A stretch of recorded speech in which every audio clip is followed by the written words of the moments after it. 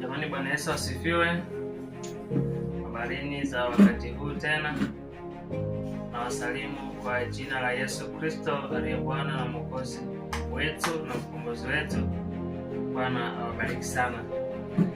Nimekuja na jambo moja tu, na jambo langu bado ni lile lile, ni kwamba mko tayari nilete somo la uchumba?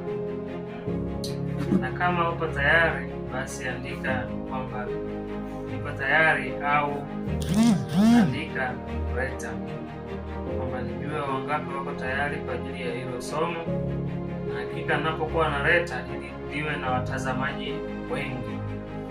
Najua hudhani kama nitakuletea somo zuri, lakini niamini utaweza kufurahia. Kwa wewe ambaye bado haujaoa wala kuolewa, hebu weka komenti yako kwamba leta somo hilo ili tupone kwa jina la Yesu.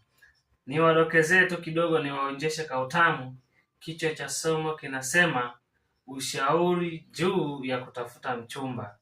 Kichwa cha somo kinasema ushauri juu ya kutafuta mchumba. Uwe tayari kwa ajili ya kupata ushauri huo. Na hakika ni ushauri gani? Nikukaribishe kwenye komenti. Baada ya hapo masomo yafuate. Mungu awabariki sana.